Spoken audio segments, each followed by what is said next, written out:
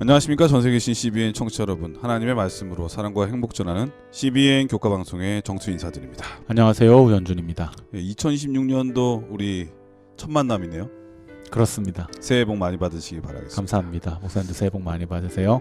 우리 청취자분들께 우리 목사님 새해 덕담 한마디 좀 부탁드리겠습니다. 네, 어느덧 1월 1일이 지난 지가 엊그제 같은데 벌써 또 설날을 맞이하게 되었습니다. 우리나라는 참 좋은 게 새해도 있고 네. 또 설날도 있어서 네. 두 번 새로 시작할 수 있는 기회가 있는 것 같아요. 네. 이제 곧 설날이 오는데. 네. 1월 1일에 세웠던 계획 어쩌면 또 벌써 허물어졌을 수도 있습니다.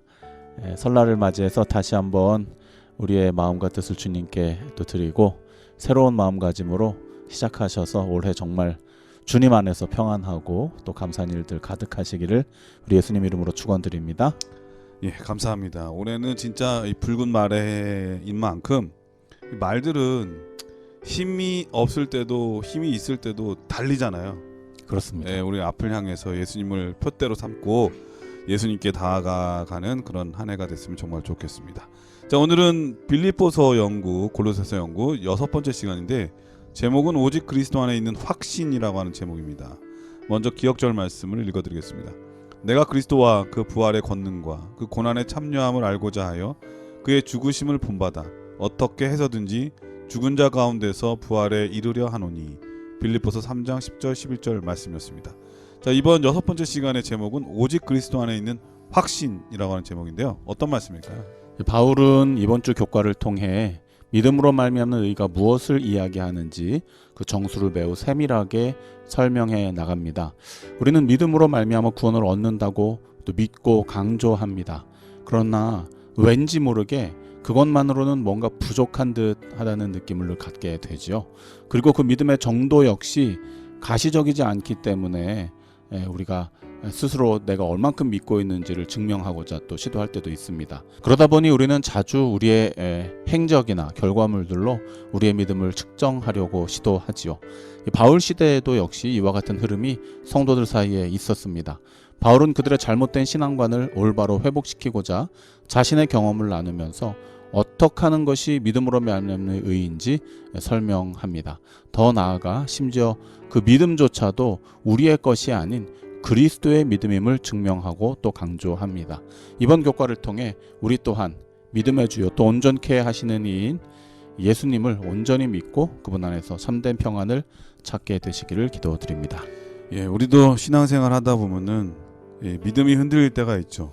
낙심할 때도 있고 또 절망 가운데 놓일 때도 있는데 이럴 때 우리는 다시 어떻게 확신을 가질 수 있는지 오늘 말씀을 통해서 그 힘을 얻었으면 정말 좋겠습니다.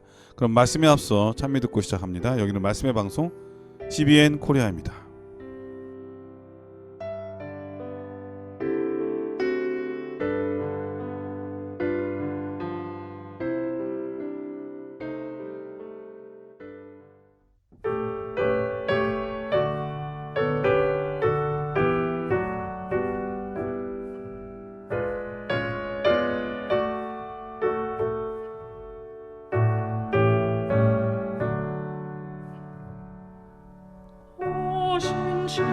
신실하신 주 아버지여 내 함께 계시니 두려움없네 그 사랑 언제나 지키시며 어제나 오늘이 한결같네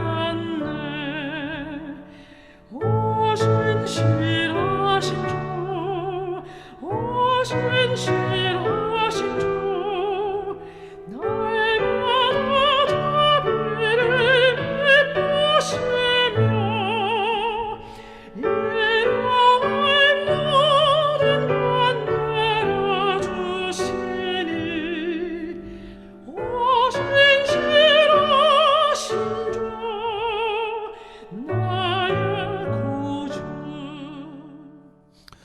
찬미 잘 들었습니다. 1월 소지는 주 안에서 기뻐함이라고 하는 제목인데요. 어떤 말씀일까요? 네, 이번 주는 빌립보서 3장을 공부하게 됩니다. 먼저 빌립보서 3장 1절에서 3절의 말씀을 보시겠습니다. 종말로 나의 형제들아 주 안에서 기뻐하라. 너희에게 같은 말을 쓰는 것이 내게는 수고로움이 없고 너희에게는 안전하니라. 개들을 삼가고 행악하는 자들을 삼가고 손 할례당을 삼가라. 하나님의 성령으로 봉사하며 그리스도 예수로 자랑하고 육체를 신뢰하지 아니하는 우리가 곧 할례당이라. 네, 바울은 빌립보 성도들을 향하여 기뻐하라고 권면합니다. 편지를 통해 기뻐하라고 강조하는 이유는 어쩌면 빌립보 성도들은 기뻐하지 못할 조건들로 어려움을 겪고 있는 듯하죠. 우리의 신앙에서도 마찬가지입니다. 믿음 안에 살면서 항상 기뻐하지 못할 일들이 발생하곤 합니다. 주님의 뜻대로 살아가느라 고난을 겪을 수도 있고요. 때로는 그분의 뜻과 어긋난 삶으로 인해 고생을 자초하기도 하죠. 반대로 그분의 뜻에서 벗어나 세상의 것으로 자족하며 일시적인 쾌락을 기쁨으로 오해하기도 하고 혹은 그분의 뜻대로 살지 못함에 슬퍼하며 기뻐하지 못하기도 합니다. 이러한 모든 형편들을 막론하고 바울은 일단 기뻐하라고 권면합니다. 그러나 무작정의 기쁨이 아닌 반드시 예수님 안에서 기뻐해야 한다고 말하고 있지요. 이 본문의 말씀을 살펴보면 우선 주님 안에서 기뻐하기 위해 삼가야 하는 세 가지를 말해주고 있습니다. 그것은 바로 개, 두 번째는 행악자, 네. 그리고 손할례당이라고 말하고 있죠. 이 교과에서는 이 세 가지가 모두 한 대상을 말하고 있는데 개는 히브리 문화권에서는 악하거나 신앙적이지 않은 자들을 지칭하는 표현입니다. 특별히 이방인들을 막 지칭할 때도 있었죠. 그렇기도 하죠. 그래서 오늘날의 이 컨텍스트는 좀 잘 안 맞습니다. 요즘은 그렇죠. 강아지나 고양이 이렇게 네. 반려견, 반려묘로 가족처럼 지내고 있는 분들도 많은데 맞습니다. 이 당시에는 이제 뭐 개, 돼지 뭐 이런 짐승들을 굉장히 경멸하는 대상으로 이렇게 표현하는 그러한 표현으로 이렇게 사용이 그러니까 됐었죠. 이걸 본문 그대로 네. 개로만 이해해서는 안 된다는 얘기죠. 그렇습니다. 실제로 그 멍멍이를 이야기하는 것이 아니라는 것이죠. 좀 전에도 설명을 드렸듯이 히브리 문화권에서는 악하거나 신앙적이지 않은 자들을 지칭하는 표현이었다는 것입니다. 이러한 형태의 사람들이 빌립보 교회에서 성도들을 현혹하며 거짓 교사들로 활동했는데 바울은 이들을 악한 일꾼들, 즉 행악자라고 또한 지칭을 합니다. 그리고 그들의 모임은 손할례당이라 불렸고 그 가르침의 핵심에는 바로 행함, 즉 할례를 통해서 신앙의 만족을 얻으려고 노력한다. 이러한 내용들을 주장하고 있었다는 것이죠. 할례, 겉으로 보여지는 네. 표식적인 네. 그러니까 위선적인 신앙인의 모습을 얘기할 수도 있을 것 같아요. 행위적인 것을 강조 계속하는 것이죠. 네. 이방인들이 함께 포함되어 있던 빌립보에서 할례를 강조하고 이를 믿음의 척도로 삼는 일은 어떤 이들에게는 신앙을 빙자한 우월감과 만족감. 예를 들면 할례 받은 자들은 나 할례 받은 사람이야 이렇게 우월하고 또 이렇게 자랑하는 그러한 조건이 될 수 있었고요. 또 그것을 통해서 거짓 기쁨을 느낄 수도 있었겠죠. 또 어떤 이들에게는 할례 받지 않은 자들에게는 이 심적 부담과 근거 없는 죄책감마저 가지게 했다는 것입니다. 교회에 주님 섬기기 위해서 나왔는데 할례 받지 않은 것 때문에 괜한 죄책감에 눌리기도 하고 실망하게 되었다는 것이죠. 이 바울은 이 3종 세트, 즉 거짓 교리를 퍼뜨리는 개와 같은 거짓 교사들을 절대로 삼가라고 경고합니다. 네. 아니면은 그 악을 행하는 것을 아무렇지도 않게 생각하는 사람들, 그리고 또 위선적인 행동을 하면서도 마치 자기는 다른 사람보다 우위에 있는 사람처럼 그렇게 군림하는 거. 그렇습니다. 이런 행위적인 사람, 것들. 네, 이런 사람들은 정말 이 교회 안에 혹은 그 인간관계도 네. 참 조심해야 될 부류죠. 네. 이게 굉장히 위험한 것 같아요. 왜냐하면 저는 이제 생각을 해봤거든요. 저도 이제 목회를 하는 사람이고 이제 일선에서 목회를 오랫동안 한 경험상 직접 제가 가지 못하는 곳에는 문자든 뭐 아니면은 편지든 이메일이든 이렇게 보내잖아요. 네. 그런데 그 어떤 대상을 지칭해서 우리 교인 안에 있는 사람을 개다 이렇게 표현하는 것은 그다음에 행악자다 뭐 어느 당파를 직접 거론하고 이런 건 쉽지 않은데 바울 사도가 이런 강한 표현을 썼던 것은 그만큼 이것이 얼마나 해악하고 반드시 교회에서 또 성도들 사이에서 제거되어야 하는 것인지를 굉장히 강력하게 이야기하고 표현하는 것이라고 이렇게 볼 수 있겠습니다. 저희가 이 정말 거룩한 주님의 말씀을 나누는데 자꾸 개 이야기를 많이 해서 어감이 좀 그런데 또 네. 뿐만 아니라 또 많은 우리 반려견들을 키우시는 애견 우리 하시는 분들, 애견이란 표현도 요즘 좀 잘 안 하죠. 이렇게 반려견, 반려묘 이렇게 기르시는 우리 혹시 청취자들 혹시 불편함을 느끼실지 모르겠습니다만 그만큼 바울은 이것을 강하게 표현하고 싶어 네, 했다. 시대적인 네, 문화적 배경을 가지고 이해를 네, 해달라는 해주시면 말씀이시죠. 네, 감사합니다. 네, 반면에 이제 다시 본론으로 돌아오면 우리가 무엇을 통해 참된 기쁨을 경험할 수 있는지 바울은 전혀 다른 방면에서 소개해주고 있습니다. 절대 삼가하는 것은 인간에게서 시작된 이 거릿 교리와 그 행위인 할례라고 한다면 반대로 참된 기쁨은 그리스도 안에서 이루어져야 한다는 것을 말해주고 있죠. 바울의 가르침은 다음과 같습니다. 빌립보서 3장 3절을 다시 한번 읽습니다. 하나님의 성령으로 봉사하며 그리스도 예수로 자랑하고 육체를 신뢰하지 아니하는 우리가 곧 할례당이라. 감사합니다. 이 첫 번째로 성령으로 봉사라고 권하고 있습니다. 네. 여기서 말하는 봉사는 헬라어 원문의 표현으로 이해하자면은 영적으로 드려지는, 그러니까 성령의 봉사는 영적으로 드려지는 참된 예배를 표현하고 있거든요. 네. 여기도 그런 세 가지가 나오잖아요. 네네. 성령으로 봉사하고 네. 예수로 자랑하고 육체에 신뢰하지 않은 세 가지. 네네. 그렇습니다. 아까는 개, 네. 행악자, 행악자, 그다음에 손할례당. 손할례당. 여기 개로 이렇게 매칭이 된다면 네. 성령으로 봉사하는 거는 묵묵히 일하는 거잖아요. 그렇죠. 근데 개는 네. 짖는 거잖아요. 말로 주로 네. 이렇게 시끄럽게 하고. 네, 시끄럽게만 하고 일을 네. 하지 않고 네. 그런 사람이 되지 말라고 네, 그렇게 저희가 이제 얘기할 수도 있겠네요. 비교해서 생각해 볼 수 있겠습니다만 여기서 이 성령의 봉사라고 하는 것은 더 깊은 의미에서는 예배가 회복되어야 된다는 것을 이야기하고 있는 거예요. 네, 때로 우리는 교회에서 어떤 봉사 활동들을 통해 이웃들을 돕고 그것으로 우리의 신앙의 필요를 충족했다고 착각하곤 합니다.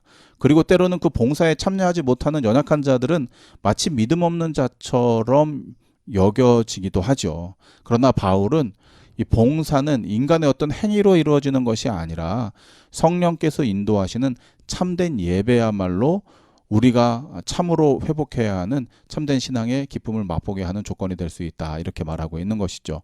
이 마리아와 마르다의 경우처럼 마르다의 봉사도 매우 필요한 요소라고 증언의 기별을 통하여 주님께서는 말씀하십니다. 그러나 먼저 마리아와 같이 주님의 발 아래 앉아 마땅히 드려져야 할 참된 예배를 회복하는 것이 신앙의 기초인 것이죠. 아마 이 빌립보 교회에서도 네. 성도들이 모이면은 예배를 통하여 주님과의 만남을 먼저 도모하고 그것이 주 목적이 돼야 하는데 아마 나는 이거 했다, 너는 이거 안 했지, 이런 행위들로 서로를 견주고 또 이렇게 평가하고 하는 일들이 있었기 때문에 바울 사도는 성령의 일에 집중해라. 성령의 봉사하심, 즉 영으로 드리는 예배에 너희가 먼저 회복되는 경험이 있어야 된다. 이렇게 말씀하고 있는 것이죠. 둘째로 우리는 그리스도 예수를 자랑해야 한다고 말합니다. 그리고 마지막으로는 육체를 신뢰하지 말아야 한다. 이렇게 동시에 두 가지를 이야기하고 있죠. 네. 상상해 보십시오. 우리의 공동체, 신앙 공동체에서 참된 예배가 회복되고 이를 통해서 오직 그리스도께서만 높임을 받으시며 또 자랑이 되시며 또 모든 지체들은 자기를 낮추고 자기 자신을 자랑하지 않고 겸손히 주님 앞에 낮아진다면 우리는 이 세상에서 경험할 수 없는 정말 참된 평안과 기쁨 또 그리스도인들의 참 교제를 누릴 수 있지 않을까요? 바울은 다시 한번 다음과 같은 말씀으로 우리에게 이 진리를 강조하고 있습니다. 빌립보서 4장 4절입니다. 주 안에서 항상 기뻐하라. 내가 다시 말하노니 기뻐하라. 주님 안에서 기뻐한다는 것, 그것은 네. 우리가 경계해야 될 것들이 있다는 것이죠. 행위를 강조하는 개, 행악자, 그리고 손할례당과 같은 것들을 멀리하고 영적으로 성령의 예배를 회복하고 예수님만 자랑하고 우리 자신의 행위를 신뢰하지 않는 이런 것들에 우리가 집중하게 되는 것, 그것이 바로 주님 안에서 항상 기뻐하는 비결이 될 수 있다. 이렇게 가르쳐주고 있습니다. 이 세상의 다른 어떤 것이 아닌 무엇보다도 나의 어떠함이 아닌 오직 주님으로 인하여 항상 기뻐하게 되시는 우리 CBN 청취자들 되시기를 기도드립니다. 예, 1월 소지는 주 안에서 기뻐함이라고 하는 제목이었는데 바울이 이 참된 신앙인으로서 경계해야 될 세 가지를 말씀해 주셨는데 저는 개인적으로 이 개나 행악자는 우리 성도들하고는 좀 거리가 좀 있는 것 같긴 해요. 근데 네. 이 손할례당은 네. 이제 자기의 업적이라든지 자기의 행위적인 것을 자꾸 드러내고 싶은 그런 마음이잖아요. 네. 그런 거는 좀 있을 수 있을 것 같아요. 특별히 교회를 오래 다니거나 네. 교회에 큰 사역을 오랫동안 해온 사람들은 음. 과거의 자신의 그런 것을 누군가 알아주기를 바라는 마음 때문에 네. 자꾸만 이제 드러내고 싶은 마음이 있을 수 있거든요. 네. 근데 그것을 드러내다 보면은 실수할 때 민망하거든요. 왜냐하면 자기 자신도 연약한 존재니까요. 그래서 네. 마지막으로 육체를 신뢰하지 말라고 하는 그 말은 참 동감이 되는 말씀인 것 같고, 그보다 제일 중요한 것은 서로 다툼이나 분열하지 말고 다 같이 기뻐하는 것이 그리스도인의 정말 아름다운 모습이라고 하는 거, 함께 기뻐할 수 있다고 하는 거, 그게 얼마나 중요한지 우리에게 상기시켜 주시는 말씀이 아닌가 그런 생각이 듭니다. 월요일 소지는 바울의 과거라고 하는 제목인데 어떤 말씀일까요? 네, 일요일 교과에 이어서 우리는 빌립보서 3장 4절에서 6절의 말씀을 월요일 교과를 통해 보게 됩니다. 먼저 빌립보서 3장 4절에서 6절의 말씀을 함께 보시겠습니다. 그러나 나도 육체를 신뢰할 만하니 만일 누구든지 다른 이가 육체를 신뢰할 것이 있는 줄로 생각하면 나는 더욱 그러하리니 내가 8일 만에 할례를 받고 이스라엘의 족속이요 베냐민의 지파요 히브리인 중에 히브리인이요 율법으로는 바리새인이요 열심으로는 교회를 핍박하고 율법의 의로는 흠이 없는 자로다. 네, 바울은 그래도 여전히 우리 측에서, 그러니까 인간 측에서의 행위로 뭔가를 해야 한다는 이게 원인 모를 의무감에 사로잡힌 빌립보 성도들을 향해서 자신의 경험을 빗대어 권면합니다. 이를테면은 자신의 육체의 무엇인가를 신뢰하고자 하는 자들이 여전히 있다는 것이죠. 그 사장에 보면은 그 유아디아인가? 네네. 그 여인하고 순두개라고 하는 여인한테 네. 이름을 쓰잖아요. 그 권면을 하잖아요. 네.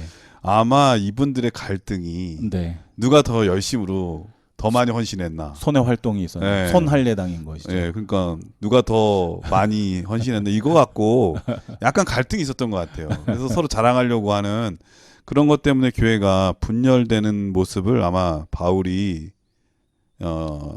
알아채고 네.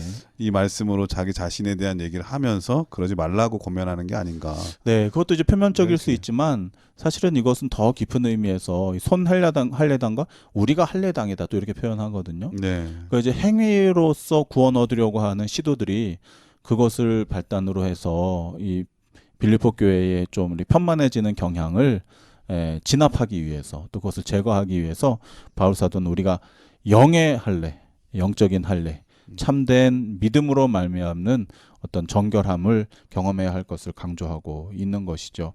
그러면서 바울이 이렇게 이야기합니다. 그래, 한번 육체를 신뢰하는 것으로 따지자면 너네가 자랑하는 거에 비해서 나도 못지 않다. 나 만만치 않은 사람이다. 나만한 사람이 있는지 한번 보자 그러면서 지금 설명을 하고 있는 네, 것입니다. 네. 인간의 이 눈으로 비춰지는 선행이나 율법을 충족시키는 행위들이 결코 구원을 충족할 수 없다고 강조하면서 그는 말하죠. 율법을 지키는 것으로 구원을 얻을 것이었으면 자신만한 사람이 없었다고 하는 것입니다. 사실은 옛날 같았으면 네. 지금 이렇게 다투고 있는 너희들 다 내 손에 그렇죠. 죽을 수도 있었어 이런 얘기잖아요. 너네 정말 건드리지 마라. 나 옛날에 핍박하던 사람이었어 이 얘기. 보통이 아니었다. 네. 이제 전례 쓱 우리 그쵸 목욕탕에 갔을 때 쓱 이렇게 뭐 보여주는 것처럼 지금 이제 이야기하고 있는 것입니다. 아마도 그가 그리스도를 다메섹 도상에서 만나지 않았더라면 그 역시 여전히 그런 것들로 자랑거리 삼으며 거짓 구원의 확신 속에서 거짓 기쁨을 누리며 살아가고 있었을 것이라고 고백하는 것이죠. 우선 그는 손할례당이 강조하는 할례에 대해서 먼저 말합니다. 그들이 받은 할례가 얼마나 완벽한지는 모르겠습니다만 우선 할례로 말할 것 같으면 자신만한 할례가 어디 있겠냐고 말하는 것이죠. 본인은 모세의 이 난지 8일 만에 할례를 받아야 한다고 하는 이 생활법을 온전히 완성한 자라고 말하고 있습니다. 뿐만 아니라 그는 혈통적으로도 전혀 손색이 없는데요.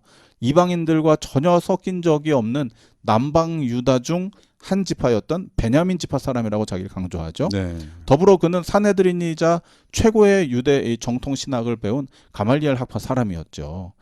다시 말해 빌립보에 있는 이 손할례당 거짓 교사들의 자랑거리는 바울에 비하면 아무것도 아닌 것이라고 은연중에 말하고 있는 것입니다.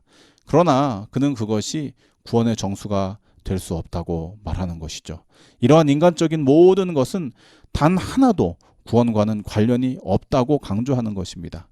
이 우리의 신앙을 이 시점에서 돌아보게 됩니다. 우리는 무엇으로 자랑스러워하고 있습니까?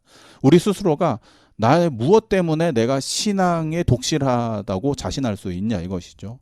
우리의 신앙의 연륜이나 연수나 교회에서의 공헌도나 참여도, 심지어는 그리스도인의 삶을 통해 풍겨지는 선한 가마력이나 이 선행들이라도 결코 우리의 구원에 대한 자랑거리는 될 수 없음을 우리가 기억해야 합니다. 어쩌면 이런 것들로 인해 자칫 우리가 개요, 행악자요, 손할례자가 되어서 우리의 구원을 방해할 뿐만 아니라 또 우리 공동체 안에 있는 연약한 자들을 못살게 구는 결과를 불러올 수도 있기 때문인 것이죠. 이 바울의 교훈을 기억하게 되시기를 바랍니다.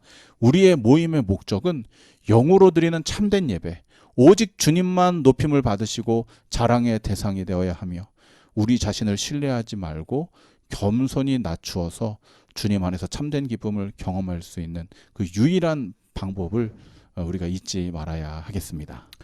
예, 월요일 서지는 바울의 과거라고 하는 제목인데 자신의 과거를 살짝 드러내면서 네. 근데 그게 중요한 게 아니라는 말이잖아요. 그거 아무것도 아니다. 사실은 그걸 뭘 자랑이라고 하냐. 그러니까 그 말씀 들으면서 지난 교과 시간에 구원의 3시제가 나오거든요. 예, 우리는 구원을 받았다. 구원을 또 받고 있고 구원을 받을 것이다. 그러니까 오늘이라고 하는 현재는 사실은 과거를 통해서 오늘의 내가 있기 때문에 사람은 그 과거의 업적을 자꾸 드러낼수록 내가 지금 높아진다고 생각을 한 경향이 있잖아요. 내가 무엇인가를 이루었다. 네. 근데 사실은 구원에 있어서는 그렇지 않다는 걸 우리가 알려주잖아요. 매일의 구원에 필요한 것을 나는 매일 동안 해야 되고 그렇게 되면 예수님께 다시 오시는 그 날에 우리의 구원이 완성된 날이 이르게 될 것에 대한 말씀이잖아요. 네. 그러므로 오늘의 나가 내가 있다는 거 물론 과거를 무시할 수는 없지만 오늘의 나는 또 새로워질 필요가 있다고 하는 거죠. 바울의 고백처럼 날마다 네. 날마다 그리스도의 십자가 아래서 죽는 경험이 필요한 것이죠. 저는 그런 맥락에서 요즘은 말씀 향기로 바뀌었지만 예전에 우리가 성경 공부하는 그 네, 성경통신학교 자료가 오늘의 신앙이잖아요. 맞아요. 저는 너무 의미 있다고 생각을 제목도 합니다. 좋아요. 네. 네, 내일의 오늘의 신앙도 아니고 어제의 신앙도 신앙도 아니고 오늘의 신앙. 신앙이에요. 네. 그리고 그게 사실은 우리 재림교회의 기별 정신이기도 해요. Present Truth라고 해서 우리말로는 이제 현대 진리라고 번역이 되었지만 사실 그것이 오늘의 믿음이거든요. 네. 오늘의 신앙. 맞습니다. 이 바울의 중요한 이 신앙, 과거를 넘어서는 이 신학적 관점이 우리에게도 똑같은 마음으로 자리 잡았으면 정말 좋겠다는 생각이 드네요. 화요일 소리는 중요한 문제라고 하는 제목인데 어떤 말씀일까요? 네, 빌립보서 3장 7절의 말씀을 먼저 보시겠습니다. 그러나 무엇이든지 내게 유익하던 것을 내가 그리스도를 위하여 다 해로 여길 뿐더러. 감사합니다. 이 월요일의 교과를 통해 우리는 이전에 바울에게 자랑거리였던 것이 실제로는 그의 믿음의 장애물이었고 더 나아가서는 그것이 교회를 핍박하는 일에 주된 도구가 되었음을 공부하게 되었습니다. 그러나 그는 고백합니다. 그리스도 없이 맺어진 모든 열심과 결과물들은 모두 해가 된다고 다시 한번 강조하고 있는 것이죠. 이 특이하게도 빌립보서 3장 7절에서는 회계장부에 사용되는 경제 용어들이 사용되고 있습니다. 빌립보는 항구 도시가 아니었으므로 경제 도시라고 보기에는 조금 어려움이 있습니다. 그 대신에 이 로마의 태역군인들이 많이 거주했던 환경이 굉장히 좋은 곳이었나 봐요. 그렇기 때문에 이제 행정 도시에 가까운 곳이라고 볼 수 있죠. 그러다 보니까 이 로마의 통화가 상용되는 경제관념이 매우 명확하게 자리 잡았던 곳이 빌립보였던 것 같습니다. 따라서 그들의 이해를 확실하게 하기 위해 바울은 이익, 수익을 표현하는 켈도스 즉 유익이라는 단어와 이 손해, 손실을 뜻하는 제미아라는 단어 즉 이 해 마이너스 된다는 것이죠. 손해. 데미지. 네네. 라는 말을 사용하고 있는 것입니다. 이전에 자신의 신앙 장부에 자산으로 잡혀있던 모든 것들이 예를 들면 할례라든가 뭐 가말리엘이라든가 베냐민 지파라든가 이런 것들이 장부로 표현하자면 신앙을 장부로 표현하자면 통장으로 표현하자면 네. 그런 것들이 다 자산으로 잡혀 있었다는 것이죠.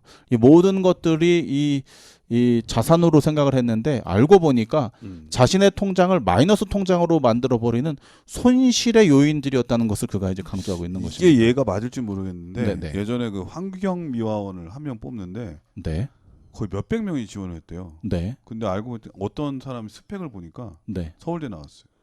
네, 그리고 뭐 어느 기업에 다니다가 네, 지금 환경 S 기업, L 기업 막 이런 이렇게. 유명한 기업 다니다가 네, 지금 이제 환경미화 는 거예요. 네, 근데 이력서를 딱 보니까 네, 이 사람을 뽑을 것 같지만 네, 그게 뽑는 사람 입장에서는 네. 부담스럽잖아요. 맞지 환경미화원 않는 그렇죠. 스펙이니까요. 네, 그게 다 마이너스 요소가 되는 그런 오히려, 거. 예. 네, 오히려 맞아요. 불필요한 거예요. 그렇죠. 환경미화원이 되기 위해서는 사실은 오랜 경력과 경력, 체력, 그렇죠. 그리고 정신. 네, 그런데 그것과 전혀 상관없는 아무리 자랑거리가 되더라도 맞아요. 그것이 해당되지 않는 것처럼 바울 사도가 사람으로 볼 때에는 유대인으로서 뭐 손색이 없는 사람인데 사실 그것이 자기의 신앙의 통장에서는 오히려 이 손해거리가 된다, 마이너스 요소가 된다는 것입니다. 뿐만 아니라 이와 같은 표현은 이런 마이너스 자랑거리들이 그냥 쓸데없는 배설물을 넘어서서 가지고 있으면 있을수록 더 손실을 초래하는, 그래서 반드시 폐기해 버려야 하는 것임을 강조하는 표현이 바로 이 표현이라는 거예요. 그래서 뉴스에 몇 번 그런 뉴스가 나니까 네. 실제로 그런 스펙 있는 사람들은 이제는 안 쓴다고 그러죠. 써봤자 네, 소용이 도움이 안 없으니까. 되니까. 네. 네. 쓸 필요가 없죠. 네, 과거에 무슨 관련된 일을 했다는 거를 네. 적는 게 훨씬 더 아무리 도움이 그렇게 되니까. 됐더라도 서울대를 졸업했더라도 오늘 교과의 토픽이 굉장히 좀 까칠까칠한 부분이 많이 있습니다. 우리 청취자들 중에 서울대 졸업하신 분들 계신다면은 네. 양해를 구합니다. 이건 이제 예를 들자면 예, 그렇다는 맞습니다. 것이죠. 네, 오해하지 않으시면 네네. 좋겠습니다. 그러니까- 그래서 제가 적절한 예인가 아, 네. 여쭤보긴 했지만 어쨌든 이제 바울의 입장에서 지난 과거에 화려했던 그런 모든 것들이 지금의 이 예수님을 믿는 또 신앙하면서 섬기는 일에는 엄청난 이 도움이 될 수도 있는데도 불구하고 장애라고 표현한 거잖아요. 이게. 그렇죠. 심지어는 그 용어 자체가 그 해요, 해. 해도 그렇지만 이게 그 배설물. 네. 그러니까 심지어는 나쁘게 얘기하면 똥 이렇게 표현한 거잖아요. 네. 자기 그거를. 그걸 싸들고 다닐수록 네. 잔뜩 그 배설물을 짊어지고 다니는 거예요. 냄새나. 냄새를 풍기면서. 그래서 이것은 그냥 뭐 있어도 그만 없어도 그만 이런 것이 아니라 소용없다는 걸 넘어서서 반드시 폐기해 버려야 하는 것으로 지칭하고 있는 것입니다. 바울의 이와 같은 인식의 변화는 다름 아닌 참된 복음의 근원 되시는 그리스도를 만나는 경험을 통해서 이루어졌죠. 그래서 그렇기 때문에 바울은 이것이 얼마나 해악한지를 알기 때문에 성도들에게 보내는 편지에 강한 어조로 그것은 개의 행실이요, 그것은 행악 신학자. 일이요, 그것이 바로 손할례당이 주장하는 잘못된 교리이다라고 강조하고 있는 것입니다. 화이 선지자는 이와 같은 맥락에서 다음과 같이 권면하고 있습니다. 리뷰 앤드 헤럴드 1890년 7월 1일자 말씀입니다. 하늘에서 내려오신 그분은 하늘에 대해 말씀하실 수 있으며 당신의 형상과 표식을 새긴 하늘의 통화가 어떤 것인지 바르게 제시하실 수 있다. 사람들을 타락에서 끌어올려 당신의 보좌 옆으로 높이려고 오신 그분은 그들이 처한 위험을 아신다. 그분은 쓸모없고 위험한 대상에 애정을 쏟는 위험을 지적하신다. 그분은 우리가 전적으로 헛된 것들에 시간과 재능과 기회를 낭비하지 않도록 우리 마음을 땅의 것에서 하늘의 것으로 이끌고자 하신다. 네, 화이 선지자께서도 이것을 통화, 그렇죠? 이 통장의 어떤 그런 그 이익에 관련된 것으로 묘사하시면서 세상의 것들이 결코 하늘의 것을 대처할 수 없다라고 고면하고 계십니다. 다시 한번 우리 자신을 이 교과를 통해서 좀 돌아보게 되죠. 내가 자랑스러워하고 명예롭게 생각하는 신앙적인 그 무엇인가가 혹시 본질적으로는 내 개인 신앙 계정의 손실 요인은 아닌지 살펴보아야 합니다. 그리고 기억해야 되겠죠? 오직 주님만이 내 신앙 계정의 플러스 요인임을 잊지 않게 되시기를 바랍니다. 사도행전 9장의 바울처럼 또 요한복음 9장의 소경처럼 그리스도를 통해서 세상의 눈이 멀고 그리스도로 말미암아 영안을 회복하게 되시기를 축원드립니다. 예, 화요일 소지는 중요한 문제라고 하는 제목인데 이 중요한 문제는 바로 오늘의 나는 어떠한 사람인가 이거인 것 같아요. 지난 과거가 아무리 화려하다 할지라도 그것이 나를 구원으로 이끌 수는 없다고 하는 것이고 오늘 내가 해야 될 일은 분명히 또 있다고 하는 것입니다. 그래서 과거에 난 이런 일을 했기 때문에 지금 난 이런 일은 못해 이렇게 말하는 것보다는 과거에 그런 일도 했지만 지금 오늘도 나는 예수님을 위해서 이런 일도 할 수 있어 라고 하는 것이 오늘 우리에게 더 큰 신선한 교훈과 영향과 또 필요로 되는 감동을 또 주는 거죠. 네, 그것뿐만 아니라 실질적으로 우리가 일선에서 열심히 하면서도 이것은 나의 신앙이지 내가 이만큼 열심히 하는데 너는 왜 이렇게 안 해? 라고 하는 그러한 시선 또한 우리가 조심해야 되는 것이고요. 맞아요. 그래서 우리가 어떤 신앙의 행위적인 것들이 드러나게 될 때 그것은 구원해 주신 은혜의 감사함의 표현으로 드러나는 것이지 그것이 구원의 조건이 된다거나 아니면 남을 비판하고 남을 시험에 들게 하는 것으로 사용된다면 그것은 반드시 우리의 개인 신앙 계정에 제거되어야 하는 마이너스 요소라는 사실을 기억하게 되시길 바랍니다. 네, 맞습니다. 우리가 조금 과거에 큰 뭔가를 했던 사람은 누군가 뭔 일을 할 때 시시하게 보일 수도 있거든요. 네. 그러면 이제 격려 대신에 무시나 이렇게 외면할 수도 있는데 그런 태도가 아니라 존중해주고 그리고 이해해주고 격려해주는 그런 사람의 모습이 된다면 우리가 다 같이 기뻐하는 신앙인의 삶의 자세가 되지 않을까 그런 생각이 듭니다. 자, 그럼 여기서 찬미한 곡 들으신 다음에 계속해서 수요일 목요일 소지를 공부하도록 하겠습니다. 여기는 말씀의 방송 CBN 코리아입니다.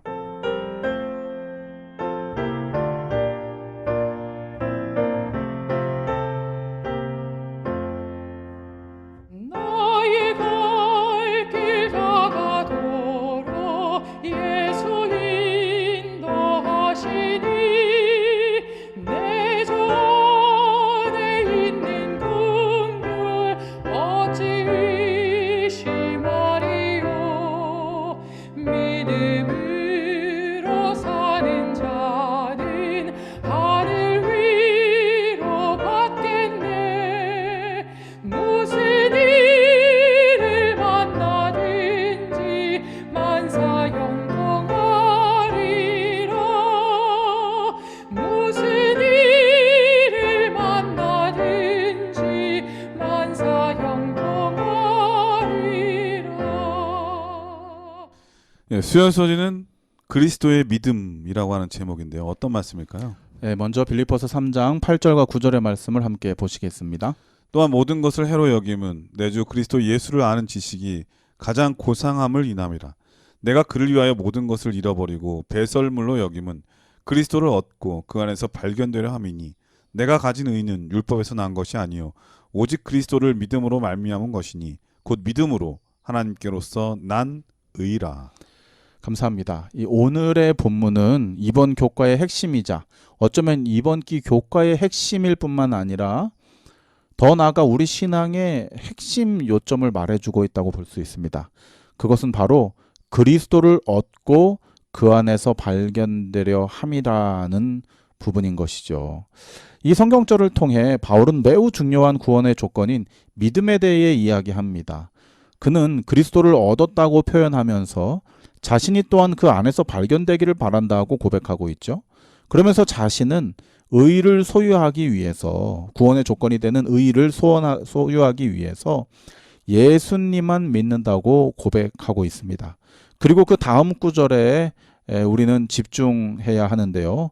곧 그 믿음으로 하늘 아버지께로서 난 의를 얻게 되었다라고 말하고 있죠. 여기서 이 두 믿음, 곧 우리가 그리스도를 믿는 믿음과 아버지께로서 난 의를 얻는 믿음, 이 두 믿음은 같은 믿음일까요? 다른 믿음일까요? 질문이 어려운데요. 그렇죠. 수요일 아마 우리 교과 준비하시는 네네. 우리 청취자들께서도요. 이 수요일에 그리스도의 믿음, 영어로도 The Faith of Christ라고 해서요. 아니라 예수님의 믿음이 교과의 제목이에요. 그리고 교과의 내용 자체가 아주 큰 이 신학적인 어떤 그 학자의 이 학문의 내용을 함축적으로 줄여놨기 때문에 이것이 그리스도의 믿음이 무엇인지에 대해서 자세히 들여다보지 않으면은 이게 탁 쉽게 캐치하기 어렵도록 많이 축약되어져 있습니다. 그래서 저도 여러 번 읽고 정확하게 이것이 무엇을 의미하는 것인가 이렇게 좀 고민을 했는데, 일단은 이 빌립보서 3장 8절에서 9절에 믿음이라고 하는 단어가 여러 차례 나오잖아요. 네. 그런데 이제 바울이 믿는 믿음, 내가 가진 의는 율법에서 난 것이 아니고 내가 그리스도를 믿음으로 말미암아 얻은 것이다. 이렇게 얘기하는 자신의 믿는 그 믿음이 하나가 이제 명확하게 있고요. 그 다음에는 하늘 아버지로부터 말미암아 나는 그것을 얻게 하는 믿음. 그 믿음이 또 이제 이야기되고 있다는 것이죠. 그러면 이 두 가지 믿음이 같은 거냐 같은 거냐 다른 거냐. 네. 여기에서 교과의 저자는 예. 다른 믿음이라는 거예요. 내가 믿는 믿음으로 내가 구원에 이르는 것은 맞지만 의를 얻게 하는 믿음은 사실은 내가 믿는 그 믿음에서 나오는 것이 아니라는 거예요.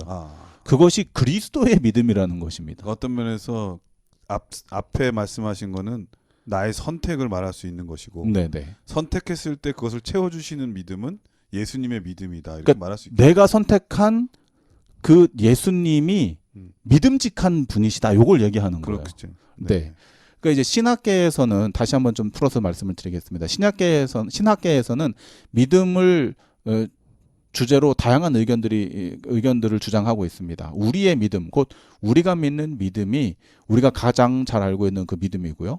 또 다른 믿음은 연약한 우리의 믿음이 아니라 신실하신 예수님의 믿음을 말하고 있다는 것입니다. 그것을 알고 발견하게 되면 확신을 갖게 되는 거죠. 그렇죠. 그리고 또 다른 의견은 세 번째 의견이죠. 이것은 이 두 가지 모두를 포함하고 있다는 것이죠. 이런 의견들이 나오는 이유는 이 성경이 쓰여진 원문 자체가 두 가지 모두로 해석될 수 있기 때문입니다. 문법상으로. 네. 이렇게 해석해도 무리가 되지 않고요. 저렇게 해석해도 무리가 되지 않는다는 것입니다. 그러나 이 컨텐츠에서는요. 이 컨텍스트에서는 바울의 고백을 배경으로 이 문맥을 이해해야 하는데요. 여기서 바울이 말하는 믿음은 우리의 믿음이 아니라 그리스도의 믿음, 또 다른 말로 하자면 예수님의 신실하심, 혹은 교과의 표현대로 하자면 충성이라고 되어 있거든요. 네. 예수님의 충성되심, 율법의 요구를 충성스럽게 이루신 그 예수님의 충성스러우심으로 말미암아 우리는 구원에 이르게 된다라고 말하고 있는 것입니다. 이런 맥락에서 교과는 다음과 같이 설명하고 있습니다. 교과 86쪽입니다. 그리스도 안에 있다는 것은 구원의 계획에 담겨 있는 모든 것을 포괄하는 말이다. 그것은 영적 지성, 지혜의 시작부터 믿음으로 의롭게 되는 것, 칭의, 하늘을 위한 준비, 성화, 그리고 마지막으로 재림 때의 영화, 구속까지 포함한다. 구원은 처음부터 끝까지 우리를 위해서 그리고 우리 안에서 이루시는 그리스도의 사역이다. 따라서 그리스도를 얻음으로써 우리는 필요한 모든 것을 갖게 된다. 예수님의 신실하심과 예수님의 충성스러우심이 지성, 지혜, 아는 것이죠. 그 다음에 칭의, 성화, 마지막에는 영화와 구속의 단계까지 다 예수님 안에 포함되어져 있다는 것이죠. 그것이 바로 예수님의 믿음이라는 것입니다. 믿음직스러우신 예수님, 그리고 예수님께서 지켜내신 그분의 믿음이라는 것을 이야기하는 것이죠. 그리고 그 믿음으로 말미암아 그 온전하신 믿음을 우리가 선택하는 믿음의 행위를 통하여, 믿음의 이 선택을 통하여 그것이 우리의 것이 될 수 있다. 교과는 이어서 아주 아무 믿음, 특히 우리의 인간적인 믿음이 생명을 줄 수 없다고 강조하고 있어요. 오직 유일한 한 믿음, 즉 그리스도의 믿음, 혹은 그분의 신실하심만이 구원하시는 능력의 믿음이라고 말하는 것이죠.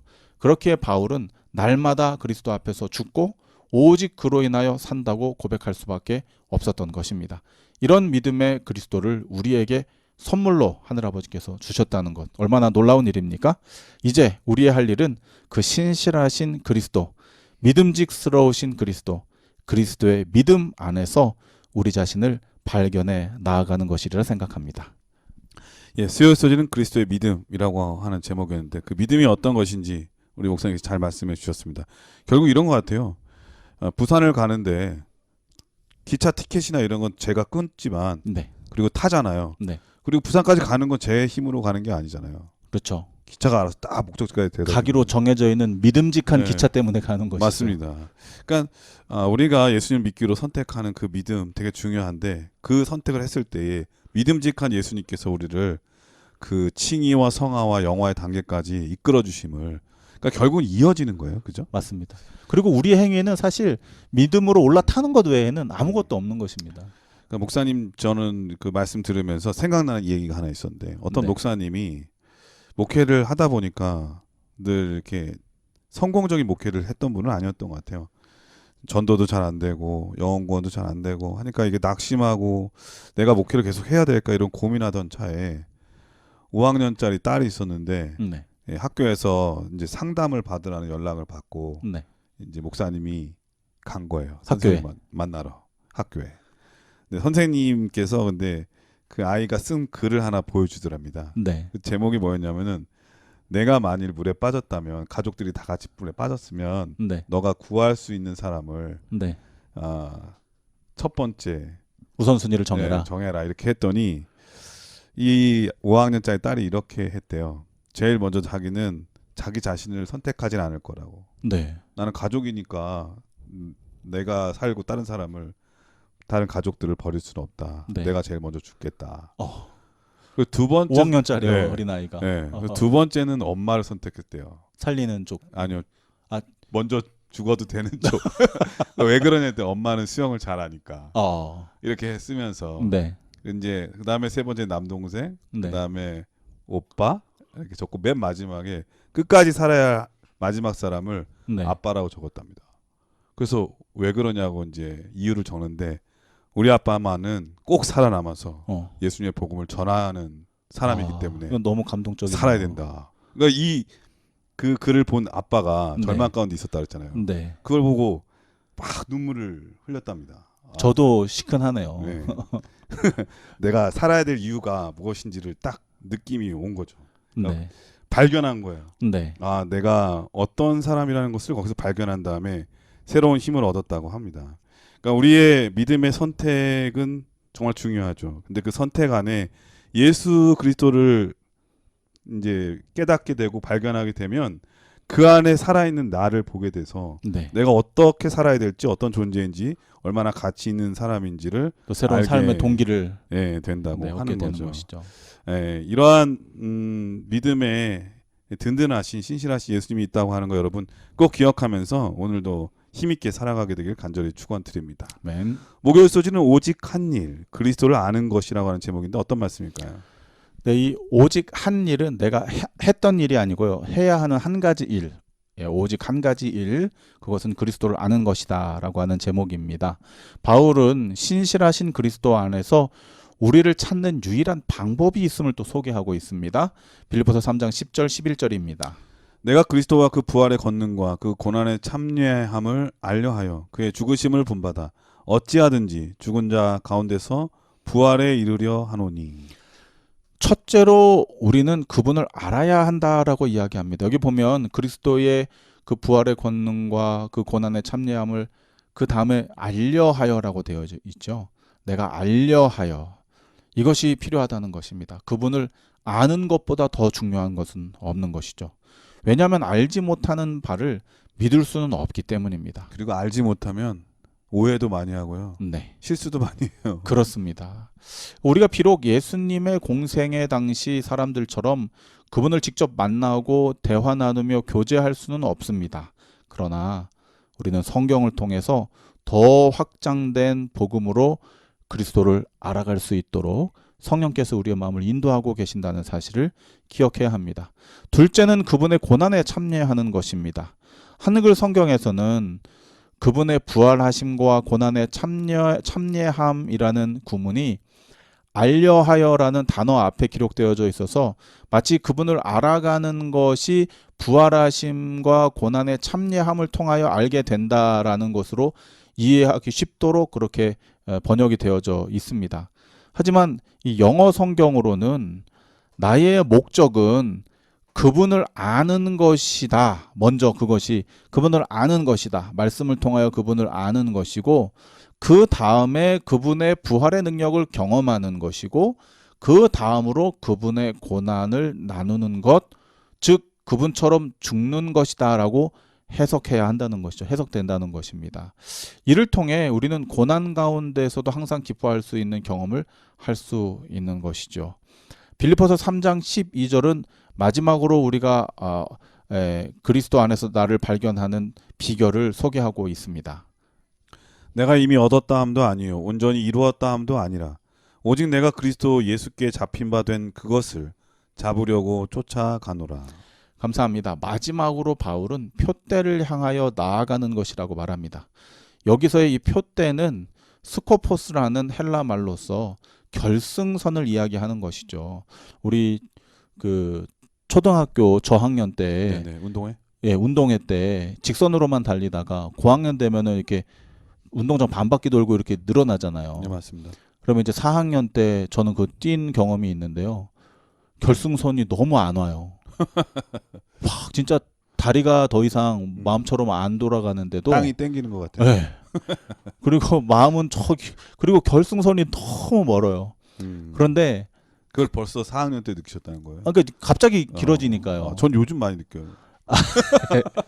저도 사실 저도 요즘 조금 그래서 자꾸 네. 뛰기가 싫고 그거 걸어요. 그리고 열심히 뛰는 사람 뒤에 보면서 네. 아 이제는 안 되는 건가 뭐 이런 생각할 때도 있는데. 그래서 중요한 것은 결승선을 향하여 그 방향이 중요하다는 것이죠. 내가 네. 지금 어느 방향에 서 있는가. 그리고 속도보다는 방향이 중요하고 그 다음에 토끼처럼 방향으로 가더라도 그것이 이 컨시스턴트하게 이게 뭐라 그럽니까? 계속해서 아, 쭉 지속적으로 되는 것이 중요하다는 거예요. 네. 그렇기 때문에 날마다의 신앙이 얼마나 중요한지를 강조하고 있는 것이죠. 즉 끝까지 최후의 상급을 위해서 쉬지 않고 한 걸음이라도 따박따박 정진하는 것이 우리가 할 수 있는 유일한 일이다. 이렇게 이야기하는 것이죠. 바울은 내가 아직 온전히 이루었다고 말하지 않는다고 말합니다. 내가 다 이루었다라고 말하지 않는다는 것이죠. 지난주 교과처럼 뭐 과거의 구원이 오늘의 나의 구원을 확정지어줄 수 없다는 것입니다. 오늘의 나의 신앙이 있다고 해서 내일의 나의 신앙과 구원이 확정되어 있다고 보장해주지 않는 주장하지 않는다는 것입니다. 그런 거로 나는 다 이루었다고 말하지도 않고요. 그러나 아직 못 이루었다고 또 말하지도 않는다는 것입니다. 우리는 아직 온전하지 못하다는 것이죠. 그렇다고 해서 구원을 얻지 않은 것도 아닌 것이 사실입니다. 그런 거로 이 시점에서 지금 성장해 나가는 과정에서 내가 할 수 있는 일은 구원의 능력 되시는 그리스도의 믿음 안에서 사로잡힌 자로 그 구원을 이루고자 쫓아가는 것, 꾸준히 쫓아나가는 것. 더디 가더라도 끝까지 가면 네, 그게 보장이 된 거잖아요. 그렇습니다. 네. 아무도 실패자라고 말하지 않으니까. 그렇습니다. 그것이 우리가 해야 하는 일, 또 할 수 있는 오직 한 가지 일이라는 것입니다. 다시 한번 복습합니다. 말씀을 통하여, 성경을 통하여 그분을 알아가는 것. 이론적으로 아는 것이죠. 두 번째는 그분의 고난에 참여함으로 그 구원하시는 능력을 경험하는 것. 이것은 이제 실전편이라고 말할 수 있겠습니다. 그리고 그리스도처럼 십자가의 경험을 함으로써 우리의 삶 끝까지 그분께 붙들려 살아가는 것. 쉼 없이, 중단 없이 앞으로 전진해 나가는 것. 그것이 우리에게 주어진 가장 값진 행복의 길이요, 영생의 상급을 위한 유일한 길이라는 것을 기억하게 되시기 바랍니다. 예, 목요일 소지는 오직 한 일, 그리스도를 아는 것이라고 하는 제목인데, 이 그리스도를 안다고 하는 것은 이 땅에서뿐만 아니라 하늘에서도 계속 공부되죠. 네, 그만큼 우리 예수님은 깊고 넓고 위대하신 분이신 것 같습니다. 네, 하늘을 두루마리로 그래서 저는 바다를 먹물 삼아서 다 표현할 수 없는 특별히 제가 좋아하는 책 중에 하나가 그 정로의 계단이라는 책이거든요. 네. 제가 한 해에 10번 읽은 적도 있어요. 너무 좋아서. 네. 그래서 제가 막 읽은 만큼 읽었다 이런 생각이 한동안 접어놨다가 어느 날 우연치 않게 중간에 딱 가운데를 펴서 책을 봤는데 기억이 하나도 안 나는 거예요. 새로워요. 새로워. 10번이나 읽었는데도 그래서 다시 봐야 되겠다 이런 생각을 했거든요. 네. 근데 비단 뭐 이 세상에 있는 것들은 그래도 노력을 하면 다 할 수 있는데 예수님은 우리가 알아도 그 끝이 보이지 않으니까 네. 그분을 안다고 하는 것은 얼마나 새로운 일이고 나를 좀 설레게 하고 기분 좋게 하는지 모르겠다는 생각이 듭니다. 그러므로 예수님을 아는 것에 그 시간을 아끼지 말고 많이 할 수 있는 대로 할애하는 그런 올해 한 해가 됐으면 정말 좋겠다는 말씀을 드리네요. 네. 1월 1일에 성경 통독 결심하셨던 분들, 지금 잠깐 접어놓으신 분들, 이번을 계기로, 설날을 계기로 다시 한번 시작하시고요. 그다음에 우리가 늘 강조하지만 매일의 성경을 연구하는 가장 좋은 방법은 교과 공부를 하시는 겁니다. 맞습니다. 그래서 매일매일 주어진 말씀을 하루하루 시간을 내셔서 우리가 핸드폰 잡고 있는 시간에 사실 어떤 면에서는 그렇죠. 절반만 줄이더라도 성경 공부는 충분히 하고도 남는 시간이지 않습니까? 그리고 이제 요즘 좋은 시대라서 교과 공부 듣다가 네.